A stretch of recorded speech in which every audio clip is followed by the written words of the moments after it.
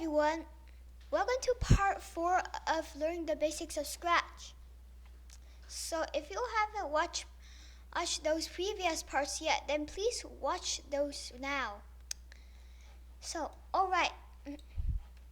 So, do you want to add a countdown or stopwatch to your Scratch game?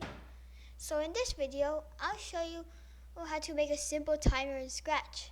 So let's get started.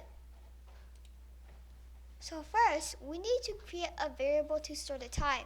So click on Make a Variable and name it Timer.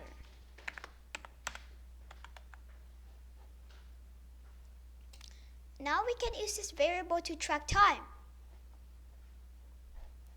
So let's set the timer to a starting value.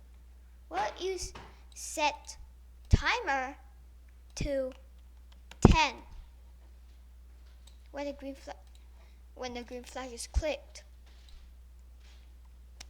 So, the countdown begins at 10 seconds. To keep our timer running, we'll use a forever loop. This will keep checking and updating the timer throughout the game. So inside the forever loop, we'll use an if block to check if the timer is greater than 0. So if the timer is greater than 0,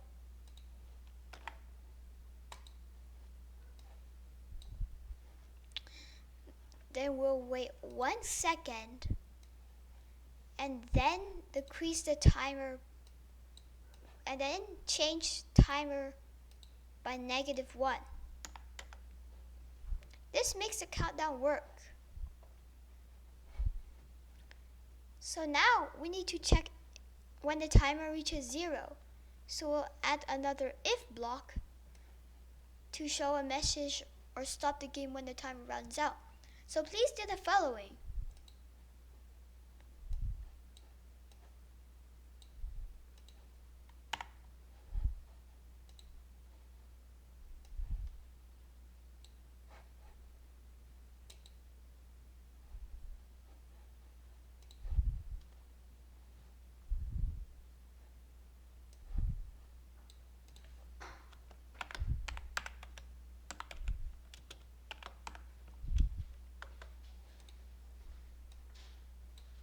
Now, when the timer reaches 0, the game will know what to do. So that's how you make a timer in Scratch. You can use this for countdowns, challenges, or timed games. If you found this helpful, don't forget to like and subscribe for more Scratch tutorials. See you next time.